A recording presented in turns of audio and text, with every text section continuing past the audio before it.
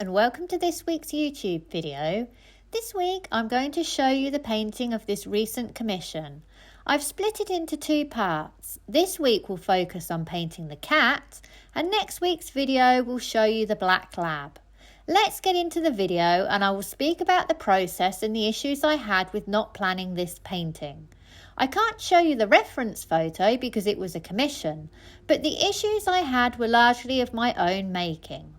I didn't plan what I was going to do with it before I started. I decided that I'd figure it out as I went along. If one of my students suggested they were going to use this approach, I would advise them strongly against it. There are a couple of reasons for this. Firstly, to keep a painting looking fresh, you want to lay your colour with minimal adjusting. The more you have to adjust, the more you are in danger of muddying up your top layers with your bottom layers. The colour will then take on a dirty appearance and you'll lose that freshness. You can avoid this by scraping back your mistakes, but you have to be very disciplined. Secondly, it is a very time-consuming way to work. You'll spend longer trying to figure it out as you go along than if you spend a bit of time beforehand deciding what you are going to do. So I did not follow my own advice and I got into all sorts of trouble in the second half of this painting. Fortunately though, everything is fixable as long as you scrape back your paint, and you'll see I did this 4 times in next week's video. Today I want to focus on painting that cat because it is quite straightforward if you understand what colours to use. If you have watched any of my other videos, you'll know that I am a big fan of using complementary colours because they give you a very simple warm cool palette. For paintings to be successful, both warm and cool colours must be present. If you do not do this, you will find the painting looks either too muddy, where you have used too many warm colours together, or too chalky, where you have used too many cool colours together. Working with complementary colours solves this problem without having to think too hard about it. Here I am working with pretty much every colour hue on the colour wheel, which means I can make use of all of my complementary colour pairings. So yellow and purple, orange and blue, and red and green. The top row are my warms and the bottom row are my cools. But as I look at my cat, you may be thinking that the predominant colour is perhaps a cream. Cream is a neutral, so it can contain any of the colours featured here on my colour wheel. If I show you this diagram, it may help to explain it a little more clearly. So cream can have red hues, orange hues, yellow hues, green hues, blue hues and purple hues. So that is my complementary pairings again, the top line being my warms and the bottom line being my cools. Brown behaves exactly the same as cream. It is a neutral, so can contain all of my colour hues again, and I will be working largely with colourful browns using complementary pairings. Seeing this colour in your neutrals is really important for avoiding muddy and chalky paintings. Once you've figured out the colour hues in your neutrals, then stick to complementary pairings to give you that warm, cool palette. Let me show you the palette I used for my cat. I am using cadmium yellow, yellow ochre light, transparent oxide yellow, cadmium red, alizarin crimson, transparent oxide red, burnt umber, ultramarine deep and titanium zinc white. I'm going to mix up a few colours also. These are an orange, yellow ochre light and cadmium red, and a purple, cadmium red and ultramarine deep. For these colourful creams, I am using the complementary colours of yellow and purple and blue and orange. That is my orange, that is my purple and that is my blue. I will use these colours for my cream areas.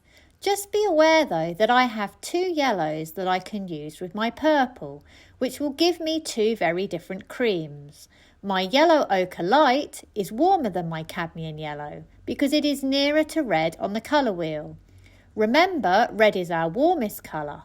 If I mix my yellow ochre light into my purple and add white, it will give me a warmer colour than if I use my cadmium yellow. I am also going to mix up a couple of darks, a green-black of ultramarine deep and a transparent yellow oxide, and a purple-black of transparent red oxide, alizarin crimson and ultramarine deep. I will use these two colours in my browns because they will act as colourful blacks. When painting, think about what you are looking at and how warm or cool it is in comparison to the colour next to it. If you are struggling, use a grey card to help you by holding it up to your reference photo. Then ask yourself if you are seeing red, yellow or blue in your creams. If you are seeing red, then it can only be red, red-orange or red-purple. If you are seeing yellow, it can only be yellow, yellow-green or yellow-orange. If you are seeing blue, it can only be blue, blue-green or blue-purple. Understanding what you are seeing will help you select the right colours. For example, if you are seeing yellow, you would select a cadmium yellow, but if you were seeing yellow-orange, you would select yellow ochre light. Remember that it is very unlikely that you will use colours straight from the tube. Generally, the colours that we see are more muted versions of that colour, so you will need to mix your complementaries together in various strengths to give you the colours you need. Think of it on a sliding scale. For example, purple at one end, yellow at the other. It is unlikely that I will use my saturated yellow or purple anywhere on my cat. Instead, I will work somewhere along the scale depending upon how cool or how warm it is. Plus, I need to make allowances for how light and how dark it is also. So I may be adding white to lighten my mix, or I may be adding one of my purple blacks to darken it. Every complementary pairing will work in a similar way. I treat my browns the same as my creams.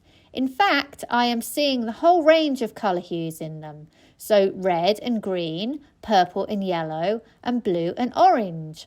I am therefore working with all of my complementary pairings. For mixing, to make my life a little easier, I am starting with burnt umber as my base brown and then adjusting this according to what I see. I am asking myself the same question. Is it red, yellow or blue? If I am struggling to see it, I'm holding up the grey card to help me. The main issue I had with my reference photo was the colour of that sofa. It was actually a blue-grey. More of this sort of colour. You'll notice in the video that I fiddle with the colour quite a bit as I am trying to figure it out. But to start off with, I actually used my purple mixed with a bit of white and then I added yellow ochre light. This gave me the colour that I was seeing in my reference photo, but it turned out to not be the colour I needed.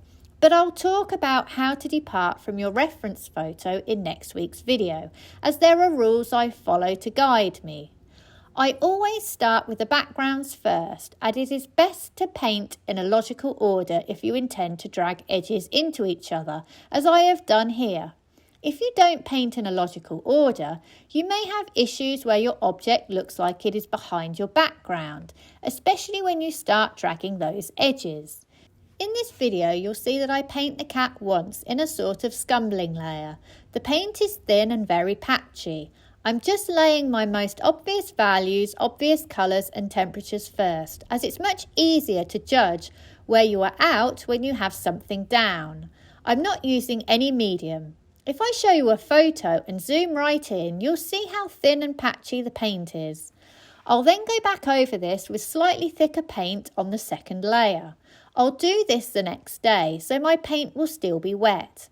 This is where I correct any value, colour and temperature issues. I'll also pay attention to my edges as well. So for example, in this back area here, I've pulled those edges right into the background in an attempt to soften them as much as possible. I want my viewer to look at the cat's face. Hard edges can detract the eye, so I'm losing them where I can. You'll also notice that I am switching between my Art Master brushes and my long hair combers.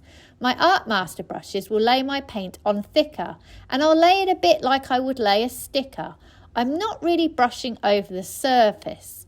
This helps keep my bottom layer intact. These brushes tend to take paint off, so you need to be careful with how you use them if laying wet on wet. I'm also using the brush to move the paint around, which they do quite well if you haven't used any medium. The long hair comber brushes are much better for laying wet paint on wet paint, and you can be really rough with them as well. They give the impression of fur very easily, and there are lots of ways you can use them. They are great for pulling the paint around, especially thick paint. You can use them to brush paint over the top of other paint without them pulling up the bottom layers. If I want a very rough look, I tend to roll them around on the surface of the painting, just like this. It gives a very rough effect, just like you can see on the cat's back. For the cat's whiskers, I have scratched them out with the back of the paintbrush.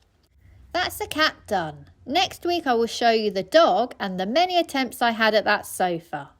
I hope you have enjoyed today's video and found it useful. Please like and subscribe if you can, and check out my website sarahhallidayart.com, where you will find examples of my work and also details of online classes that I run. Thank you for watching, and see you for the next one.